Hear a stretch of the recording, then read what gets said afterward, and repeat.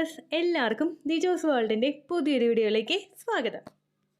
Ovulation കഴിഞ്ഞിട്ട് പലതരത്തിലുള്ള ലക്ഷണങ്ങൾ കാണുമ്പോൾ ചേച്ചി ഇത് ഇംപ്ലാന്റേഷൻ്റെതാണോ, ഞങ്ങൾക്ക് പോസിറ്റീവ് ആയിട്ടുണ്ടോ എന്ന് ചോദിക്കുന്ന ഒരുപാട് പേര് നമ്മുടെ ചാനലിലുണ്ട് കേട്ടോ. അപ്പോൾ ഇന്നത്തെ വീഡിയോയിൽ സംസാരിക്കുന്നത് നമുക്ക് ഇംപ്ലാന്റേഷൻ നടക്കുന്ന സമയത്തും അതുപോലെ പീരിയഡ്സ് ആകുന്നതിന് തൊട്ട് മുൻപ് ഉണ്ടാകുന്ന ശരീരത്തിലെ ഒരു വേദനയെ പറ്റിയിട്ടാണ്.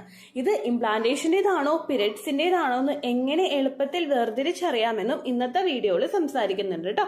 അപ്പോൾ നമുക്ക് വീഡിയോ സ്റ്റാർട്ട് ചെയ്യാം. നമ്മുടെ ചാനൽ ഫോളോ ചെയ്തിട്ട് ഒരുപാട് ആളുകൾ ഇതിനോടകം കൺസീവ് ആയിട്ടുണ്ട്. അവരുടെയൊക്കെ സക്സസ് സ്റ്റോറീസ് കാണാൻ വേണ്ടിയിട്ട് ചാനൽ വിസിറ്റ് ചെയ്തതിന് ശേഷം കമ്മ്യൂണിറ്റി ടാബ് നോക്കുക കേട്ടോ.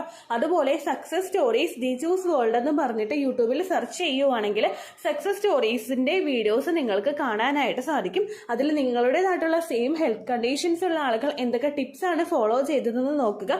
അതിൽ നിങ്ങൾക്ക് യൂസ്ഫുൾ ആണെന്ന് തോന്നുന്ന തരത്തിലുള്ള ടിപ്സ് ഫോളോ ചെയ്യാനായിട്ട് ശ്രദ്ധിക്കുക കേട്ടോ. ഒരിക്കലും ഒരു ഡോക്ടറുടെ ട്രീറ്റ്മെന്റിന് സബ്സ്റ്റിറ്റ്യൂട്ട് ആയിട്ടുള്ളതല്ല നമ്മുടെ ചാനലിൽ കൊടുത്തിരിക്കുന്ന ഒരു ടിപ്സും തന്നെ. ഡോക്ടറുടെ ട്രീറ്റ്മെന്റ്സിനോടൊപ്പം ഇതുപോലെ ലൈഫ് സ്റ്റൈൽ ചേഞ്ചസും കൂടി കൊണ്ടുവരാൻ ശ്രമിക്കുകയാണെങ്കിൽ നിങ്ങൾക്ക് വേഗത്തിൽ കൺസീവ് ആകാനായിട്ട് സാധിക്കും കേട്ടോ. അപ്പോൾ ഇവിടെ സംസാരിക്കുന്ന ഏർലി പ്രഗ്നൻസിയും അതുപോലെ പ്രിമെൻസ്ട്രൽ സിംറ്റവുമായിട്ട് വരുന്ന ഒന്നാണ് നടുവിനുണ്ടാകുന്ന വേദനയും അതുപോലെ തുടയുടെ ഭാഗത്തുണ്ടാകുന്ന ക്രാംസും. ഏറ്റവും ആദ്യം നമുക്ക് നടുവേദനയിൽ നിന്ന് തന്നെ തുടങ്ങാം. പീരിയഡ്സ് ആകുന്നതിന് തൊട്ട് മുൻപായിട്ട് പലർക്കും നടുവേദന ഉണ്ടാകുന്നുണ്ട്. എന്തിനാണെന്ന് വെച്ച് കഴിഞ്ഞാൽ പീരിയഡ്സ് ആകുന്നതിന് തൊട്ട് മുൻപായിട്ട് യൂട്രസിൽ കോൺട്രാക്ഷൻസ് ഉണ്ടാകുന്നു. ആ എൻഡോമെട്രിയൽ ലൈനിങ്ങും അതുപോലെ ബ്ലഡും മുഴുവനായിട്ട് എക്സ്പെല് ചെയ്യാൻ വേണ്ടിയിട്ടുള്ള ഒരു മാറ്റമായിട്ട് നമ്മുടെ ശരീരത്തിൽ യൂട്രസിലെ കോൺട്രാക്ഷൻസ് ഉണ്ടാകുമ്പോഴേക്കും അതിന്റെ ഭാഗമായി ചെറിയ തോതിലുള്ള ഒരു ക്രാംസ് നിങ്ങൾക്ക് ബാക്ക് സൈഡിലും ഫീൽ ചെയ്യും. ഇനി ഇംപ്ലാന്റേഷൻ നടക്കുമ്പോൾ എന്തിനാണ് ബാക്ക് പെയിൻ ഉണ്ടാകുന്നതെന്ന് ചോദിച്ചു കഴിഞ്ഞാൽ ഒരാളുടെ പ്രഗ്നൻസി ആകുന്ന സമയത്ത് എൻഡോമെട്രിയൽ ലൈനിങ്ങിൽ വന്നിട്ട് ഇംപ്ലാന്റ് ആയി തുടങ്ങുമ്പോഴേക്കും യൂട്രസ് ഒന്ന് എക്സ്പാൻഡ് ആവാനായിട്ട് തുടങ്ങുന്നു. നേരത്തെ കണ്ടീഷനിൽ കോൺട്രാക്ഷൻസ് ഉണ്ടാകുമ്പോൾ ഈ ഒരു കണ്ടീഷനിൽ ഉണ്ടാകുന്നത് യൂട്രസിന്റെ എക്സ്പാൻഷൻ ആണ്. എക്സ്പാൻഷൻ ഉണ്ടാകുന്ന സമയത്തായിട്ട് നമുക്ക് ആ യൂട്രസിന് തൊട്ട് ചുറ്റുമുള്ള ഭാഗങ്ങളിലും ഇതുപോലെ മൈൽഡ് ആയിട്ട് ക്രാംസ് ഫീൽ ചെയ്യാനായിട്ട് ചാൻസ് ഉണ്ട് കേട്ടോ. ചെറിയ തോതിലായിരിക്കും നമുക്ക് ഈ ഒരു വേദന അനുഭവപ്പെടുന്നത്. നടുവിന്റെ അങ്ങ് അറ്റത്തുള്ള പോർഷനിലായിരിക്കും ചിലപ്പോൾ നമുക്ക് വേദന ഏറ്റവും ആദ്യം സ്റ്റാർട്ട് ചെയ്യുന്നത്. ഒരുപാട് കൂടുതലായിട്ട് വരുന്ന പെയിൻ ആയിരിക്കില്ല, കുറച്ചു നേരം ഉണ്ടാവുന്നു പിന്നെ പോകുന്നു, അങ്ങനെയുള്ള രീതിക്കായിരിക്കും ഉണ്ടാവുന്നത്.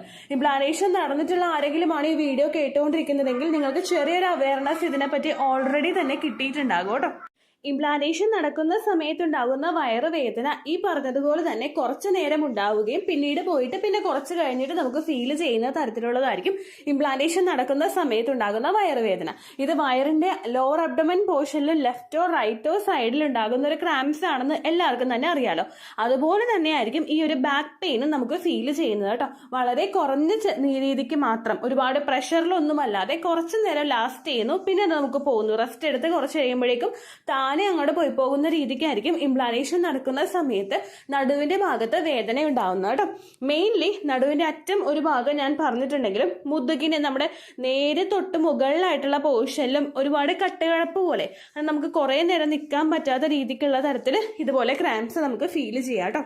അങ്ങനെ ക്രാംസ് ഉണ്ടാവുന്നത് നമുക്ക് വയറിലെ ബ്ലോട്ടിംഗ് ഒക്കെ ഉണ്ടാവുമ്പോഴാണ്. അതായത് പ്രൊജസ്ട്രോൺ ഹോർമോൺ കൂടുന്നതിന്റെ ഭാഗമായിട്ട് വയറിൽ നമുക്ക് ഗ്യാസ് ഫോം ചെയ്യാനായിട്ടുള്ള സിറ്റുവേഷൻസ് ഉണ്ട്.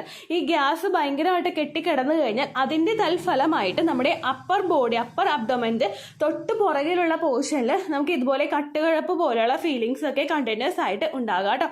അപ്പോൾ നിങ്ങൾ ഇത് പ്രഗ്നൻസിയുടേതാണോ പീരിയഡ്സിൻ്റെതാണോ എന്ന് വേർതിരിച്ചറിയേണ്ടത് ഇതിൽ വരുന്ന പെയിനിന്റെ തോത് അനുസരിച്ചിട്ടാണ്. ഈ പെയിൻ റേഡിയേറ്റ് ചെയ്താണ് വരുന്നതെങ്കിൽ, അത് കൂടുതൽ ശക്തമായിട്ടുള്ള രീതിക്ക് നിങ്ങൾക്ക് ഈ പെയിൻ ഫീൽ ചെയ്യുന്നുണ്ടെങ്കിൽ അത് പീരിയഡ്സിന് മുന്നോടിയായിട്ട് വരുന്ന തരത്തിലുള്ള പെയിൻ ആകാനായിട്ട് ചാൻസ് ഉണ്ട്. എന്നാൽ വളരെ കുറച്ചായിട്ട് മാത്രം കുറച്ചു നേരം ഉണ്ടാവുക പിന്നെ പോവുക, അങ്ങനെയുള്ള രീതിക്കാണ് നിങ്ങൾക്ക് പെയിൻ വന്ന് പോയിക്കൊണ്ടിരിക്കുന്നതെങ്കിൽ അത് ഇംപ്ലാന്റേഷനിൽ നടന്നതിന്റെ ആകാനായിട്ടും ചാൻസ് ഉണ്ട് കേട്ടോ. ഇനിയിപ്പോൾ ഈ ഒരു പെയിൻ നിങ്ങൾക്ക് ഉണ്ടാകുന്നില്ലെങ്കിലും വിഷമിക്കേണ്ട ആവശ്യമൊന്നുമില്ല. ഡേറ്റ് മിസ്സായിട്ട് 5 ദിവസത്തിന് ശേഷം ടെസ്റ്റ് ചെയ്ത് നോക്കാനായിട്ട് പ്രത്യേകം ശ്രദ്ധിക്കുക കേട്ടോ. ഇനിയിപ്പോ ഇതിനെ കുറച്ചും കൂടി കൂടുതലായിട്ട് നമ്മൾ കൺസിഡർ ചെയ്യേണ്ടത് എപ്പോഴാണെന്ന് വെച്ച് കഴിഞ്ഞാൽ ഈ ഒരു പെയിൻ നിങ്ങൾക്ക് അതിശക്തമായിട്ട് വരുന്നു, നിങ്ങളുടെ ഡേ ടു ഡേ ലൈഫിനെ അഫക്ട് ചെയ്യുന്ന രീതിക്ക് അതിശക്തമായിട്ട് ഈ ഒരു പെയിൻ നിങ്ങൾക്ക് പോകുന്നുണ്ടെങ്കിൽ അതിനർത്ഥം മറ്റുള്ള എന്തെങ്കിലും ഹെൽത്ത് കണ്ടീഷൻ നിങ്ങൾക്ക് ശരീരത്തിലുണ്ടെന്നാണ്. എൻഡോമെട്രിയോസിസ് ഉള്ളപ്പോഴോ സിവിയർ ആയിട്ട് ഫൈബ്രോയിഡ് ഉള്ള സിറ്റുവേഷൻസിലോ ഈ ഒരു പെയിൻ അതിശക്തമായിട്ട് നിങ്ങൾക്ക് ഫീൽ ചെയ്യാനായിട്ട് ചാൻസ് ഉണ്ട്. ഇത് കണ്ടിന്യൂസ് ആയിട്ട് നിങ്ങളുടെ പീരിയഡ്സ് ഉണ്ടാകുന്ന സമയത്ത് ഫുള്ളും ഈ അതിശക്തമായിട്ടുള്ള പെയിൻ നിങ്ങൾക്ക് നിങ്ങൾക്കുണ്ടെങ്കിൽ അത് പീരിയഡ്സിന്റെ പെയിൻ ആണ് എന്ന് വിചാരിച്ചിട്ട് നിങ്ങൾ വെയിറ്റ് ചെയ്യരുത്. അതിശക്തമായിട്ടുള്ള പെയിൻ ഒന്നും നിങ്ങൾ സഹിക്കേണ്ട ആവശ്യമില്ല. അതുകൊണ്ട് ഡോക്ടറെ കണ്ടിട്ട് എന്താണ് ഇതിന്റെ റീസൺ എന്ന് കൃത്യമായിട്ട് മനസ്സിലാക്കാനും നിങ്ങൾ ശ്രദ്ധിക്കണം കേട്ടോ. രണ്ടാമതായിട്ടുണ്ടാവുന്നത് നമ്മുടെ തുടയുടെ ഭാഗത്ത് ഇന്നർ ടൈറ്റ്സിന്റെ ഭാഗത്തായിട്ട്, ഇന്നർ തൈയുടെ ഭാഗത്തായിട്ട് നിങ്ങൾക്ക് ഉണ്ടാകുന്ന പെയിൻ. എന്തുകൊണ്ടാണ് ഇങ്ങനൊരു വേദന ഇംപ്ലാന്റേഷൻ നടക്കുന്ന സമയത്ത് ഉണ്ടാവുന്നതെന്ന് നമുക്ക് നോക്കാം.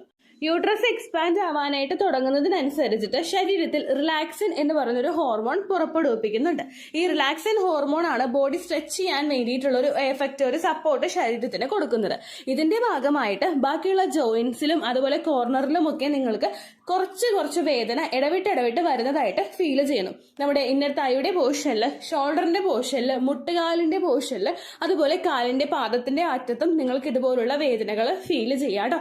ഇത് ഒരുപാട് നേരം ഫീൽ ചെയ്യുന്നതായിരിക്കില്ല, കുറച്ചു നേരം ഉണ്ടാകും, കുറച്ചു നേരം പോകും. അങ്ങനെ നമ്മുടെ ലോവർ അബ്ഡമിന് തൊട്ട് താഴെ സ്ഥിതി ചെയ്യുന്ന ഒരു ഭാഗമായതുകൊണ്ട് തന്നെ തൈയുടെ ഭാഗത്തായിട്ട്, നിങ്ങളുടെ തൊട ഇടുക്കിന്റെ ഭാഗത്തായിട്ട് നിങ്ങൾക്ക് ഈ ഒരു വേദന കുറച്ചധികം ചിലപ്പോൾ ഫീൽ ചെയ്യാം. ചില ആളുകൾക്ക് ബാക്ക് പെയിൻ ഉണ്ടാവില്ല, നേരെ മറിച്ച് ഈ ഒരു വേദനയായിരിക്കും ഉണ്ടാകുന്നത്. നേരെ കീഴ്പോട്ടേക്ക് ആ ഒരു എഫക്റ്റ് വരുമ്പോൾ അത്തരത്തിലുള്ള വേദനകളായിരിക്കും കേട്ടോ നിങ്ങൾക്ക് വരുന്നത്. പ്രഗ്നൻസിയുടെ ആദ്യത്തെ ട്രൈമസ്റ്ററിൽ ഉണ്ടാകുന്ന ഈ ഒരു വേദന നിങ്ങൾക്ക് കണ്ടിന്യൂസ് ആയിട്ടുള്ള ഭാഗങ്ങളിലും കണ്ടിന്യൂസ് ആയിട്ട് പിന്നെ തുടർച്ചയിലും ഉണ്ടാകാനായിട്ട് ചാൻസ് ഉണ്ട്. ഇംപ്ലാന്റേഷൻ നടന്നു കഴിയുന്നത് മുതൽ കുഞ്ഞ് ഗ്രോ ആയി തുടങ്ങുന്നത് കൊണ്ട് ഈ ഒരു ഡിസ്കംഫേർട്ട് ചിലപ്പോൾ പ്രഗ്നൻസിയുടെ 9 months നിങ്ങൾക്ക് ഫീൽ ചെയ്യാനായിട്ട് ചാൻസ് ഉണ്ട് കേട്ടോ. അതിശക്തമായിട്ടുള്ള വേദന വരുന്നുണ്ടെങ്കിൽ നിങ്ങൾ ഉടനെ ഡോക്ടറെ കാണണം. ചെറിയ വേദനയാണെങ്കിൽ ഒന്ന് റെസ്റ്റ് എടുക്കുക, റിലാക്സ് ആയിട്ടിരിക്കാനായിട്ടൊക്കെ ഒന്ന് പ്രത്യേകം ശ്രദ്ധിച്ചു കഴിഞ്ഞാൽ ആ വേദന കുറയാനായിട്ടും ചാൻസ് ഉണ്ട് കേട്ടോ. ഇനി എന്തുകൊണ്ടാണ് പീരിയഡ്സ് ആകുന്ന സമയത്ത് ഇതുപോലുള്ള വേദന വരുന്നതെന്ന് നോക്കാം. ഇവിടെയും യൂട്രസ് എക്സ്പാൻഡ് കോൺട്രാക്ഷൻസ് ഉണ്ടാകുന്നതിന്റെ ഭാഗമായിട്ട് ആ ഫുള്ളായിട്ട് ടിഷ്യൂസ് റിമൂവ് ചെയ്യാൻ വേണ്ടിയിട്ട് യൂട്രസ് ശ്രമിക്കുമ്പോൾ അതിന്റെ ഭാഗമായിട്ടായിരിക്കും നിങ്ങൾക്ക് ആ ഒരു ഭാഗത്തും വജൈനയുടെ ആ ഒരു അങ്ങറ്റത്തുള്ള ഭാഗത്തും അതുപോലെ നമ്മുടെ ആ കാൽത്തോട വന്ന് ചേരുന്ന ആ ഒരു ഭാഗത്തും ഈ ഒരു ഡിസ്കംഫർട്ടും വേദനയും ഒക്കെ ഫീൽ ചെയ്യുന്നത് കേട്ടോ. ഈ ഒരു വേദനയും എക്സസ് ആയിട്ട് പീരിയഡ്സിന്റെ ഫ്ലോ ഉണ്ടാകുന്ന സമയത്ത് നമുക്ക് നല്ല കൂടുതലായിരിക്കും ഈ ഒരു വേദന. അതിനുശേഷം ആ ഒരു ഫ്ലോ ഒക്കെ ഒന്ന് കുറഞ്ഞു കഴിഞ്ഞാൽ ഈ ഒരു വേദന കുറയുകയും ചെയ്യും. അപ്പോൾ എക്സസ് ആയിട്ട് വേദന ഉണ്ടാകുമ്പോൾ നമുക്ക് ഭയങ്കര ഡിസ്കംഫർട്ട് ആയിരിക്കില്ല, ഒട്ടും തന്നെ ഇരിക്കാൻ പറ്റാത്ത രീതിക്ക്. പീരിയഡ്സിന്റെ ക്രാംസ് ഉള്ളവർക്ക് ഇതിന്റെ ഒരു സെൻസേഷൻ ഭയങ്കര കൂടുതലായിരിക്കും കേട്ടോ. അങ്ങനെയാണ് നിങ്ങൾക്ക് ഈ ഒരു വേദന ഫീൽ ചെയ്യുന്നത്. മെയിൻലി ശരീരത്തിൽ പ്രോസ്റ്റാഗ്ലാൻഡിന്റെ റിലീസ് ഉണ്ടാവുന്നത് കൊണ്ടാണ് ഇത്തരത്തിൽ അതിശക്തമായിട്ടുള്ള വേദന നിങ്ങൾക്ക് വരുന്നത് കേട്ടോ. അപ്പോൾ ഇങ്ങനെയാണ് നമ്മൾ ഈ ഇന്നർ തൈയുടെ അവിടെ ഉണ്ടാകുന്ന വേദനയും തിരിച്ചറിയുന്നത്. അതായത് എങ്ങനെയാണ് ഈ വേദനയുടെ തോത്, ഷാർപ്പായിട്ടാണോ പെയിൻ വരുന്നത്, റേഡിയേറ്റ് ആയിട്ടാണോ പെയിൻ വരുന്നതെന്ന് നോക്കുക. ഇത് രണ്ടുമല്ലാതെ ചെറുതായിട്ട് മൈൽഡായിട്ട് വരിക പോവുക അങ്ങനെയുള്ള രീതിക്കാണ് നിങ്ങൾക്ക് ഫീൽ ചെയ്യുന്നതെങ്കിൽ ഇംപ്ലാന്റേഷൻ ഇതാകാനായിട്ട് ചാൻസ് ഉണ്ട് കേട്ടോ. അപ്പോൾ ഈ 2 തരത്തിലുള്ള ഡിസ്കംഫേർട്ട് നിങ്ങൾക്ക് ഉണ്ടാകുന്നുണ്ടെങ്കിൽ അതിനെ ഞാൻ പറഞ്ഞ രീതിക്ക് നിങ്ങൾ വേർതിരിച്ചെടുക്കാനായിട്ട് നോക്കുക. ഇനി ഈ 2 ലക്ഷണവും നിങ്ങൾക്കില്ലെങ്കിലും ഒരു പ്രശ്നവും ഇല്ല. ഒരുപാട് ആളുകൾ യാതൊരു തരത്തിലുള്ള ലക്ഷണങ്ങളില്ലാതെയും പ്രഗ്നൻസി പോസിറ്റീവ് കിട്ടുന്നുണ്ട് കേട്ടോ. കഴിഞ്ഞ ദിവസം ലൈവിൽ ഒരു കമന്റ് വന്നിട്ടുണ്ടായിരുന്നു.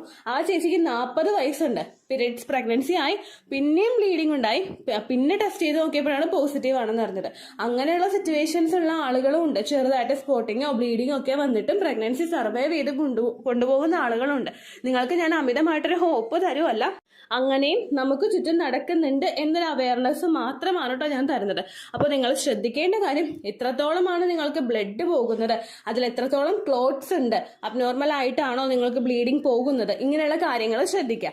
കഴിഞ്ഞ മാസത്തെ അപേക്ഷിച്ച് എന്തെങ്കിലുമൊക്കെ വ്യത്യാസങ്ങൾ പീരിയഡ്സ് ബ്ലീഡിങ്ങിൽ ഉണ്ടാകുന്നുണ്ടെങ്കിൽ മസ്റ്റായിട്ട് നിങ്ങൾ ടെസ്റ്റ് ചെയ്ത് നോക്കണം. അത് കാർഡ് ഉപയോഗിച്ചിട്ടോ അല്ലെങ്കിൽ തൊട്ടടുത്തുള്ള ലാബിൽ പോയിട്ട് ബ്ലഡ് ടെസ്റ്റിലൂടെ ചെയ്ത് നോക്കിയിട്ട് നിങ്ങൾ കൺഫേം ചെയ്യാനായിട്ട് പ്രത്യേകം ശ്രദ്ധിക്കണം കേട്ടോ.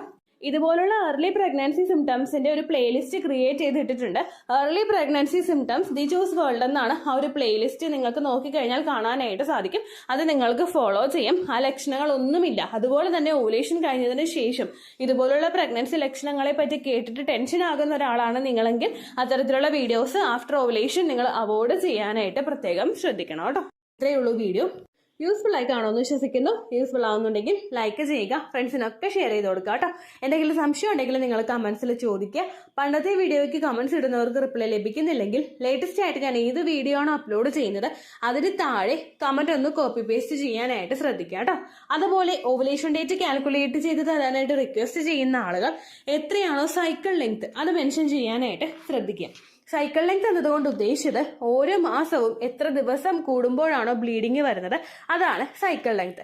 കഴിഞ്ഞ മാസം ഒരു 8-ാം തീയതിയാണ് ബ്ലീഡിങ് ആയതെങ്കിൽ ഈ മാസം 6-ാം തീയതിയാണ് ബ്ലീഡിങ് ആയതെങ്കിൽ കഴിഞ്ഞ മാസം 8-ാം തീയതി മുതൽ ഈ മാസം 6-ാം തീയതി വരെ എത്ര ദിവസമുണ്ടോ അത് കാലണ്ടറിൽ എണ്ണി തിട്ടപ്പെടുന്നതാണ് നിങ്ങളുടെ സൈക്കിൾ ലെങ്ത്. സൈക്കിൾ ലെങ്ത് നമ്മൾ കൃത്യമായിട്ട് കാൽക്കുലേറ്റ് ചെയ്യുകയാണെങ്കിൽ ഓവുലേഷൻ ഡേറ്റ് എളുപ്പത്തിൽ കണ്ടുപിടിക്കാൻ വേണ്ടിയിട്ട് ഒരുപാട് ആപ്ലിക്കേഷൻസും ഒരുപാട് ഓൺലൈൻ ആയിട്ടുള്ള വെബ്സൈറ്റുകളും ഇന്ന് നമുക്ക് അവൈലബിൾ ആണ്. പ്ലേ സ്റ്റോറിൽ പോയിട്ട് ഓൺലൈൻ ഓവുലേഷൻ ട്രാക്കർ എന്ന് ടൈപ്പ് ചെയ്ത് കഴിഞ്ഞാൽ നിങ്ങൾക്ക് അതുമായിട്ട് ബന്ധപ്പെട്ടിട്ടുള്ള ആപ്ലിക്കേഷൻസ് കിട്ടും. അത് പറ്റുന്നില്ല എങ്കിൽ ഗൂഗിളിൽ പോയിട്ട് ഓൺലൈൻ ഓവുലേഷൻ കാൽക്കുലേറ്റർ എന്ന് ടൈപ്പ് ചെയ്ത് കഴിഞ്ഞാൽ അതുമായിട്ട് ബന്ധപ്പെട്ടിട്ടുള്ള വെബ്സൈറ്റുകൾ നിങ്ങൾക്ക് കിട്ടും. അതിൽ നിങ്ങളുടെ ലാസ്റ്റ് മന്തിലെ മെൻസ്ട്രേഷന്റെ ഡേറ്റും ഒപ്പം ഞാൻ ഈ പറഞ്ഞ രീതിക്ക് നിങ്ങൾ കാൽക്കുലേറ്റ് ചെയ്യുന്ന സൈക്കിൾ ലെങ്ത്തും എൻ്റർ ചെയ്ത് കൊടുക്കുകയാണെങ്കിൽ നിങ്ങൾക്ക് കൃത്യമായിട്ട് ഓവുലേഷൻ ഡേറ്റ് കണ്ടുപിടിക്കാനായിട്ട് സാധിക്കും. ഫെർട്ടൈൽ ടൈം പീരീഡും നിങ്ങൾക്ക് കിട്ടും. അതായത് എത്ര ദിവസം മുതൽ കോണ്ടാക്ട് ചെയ്ത് തുടങ്ങിക്കഴിഞ്ഞാൽ നിങ്ങൾ പ്രഗ്നന്റ് ആകും എന്നുള്ളൊരു ഡേറ്റും നിങ്ങൾക്ക് പ്രോപ്പറായിട്ട് കിട്ടും കേട്ടോ.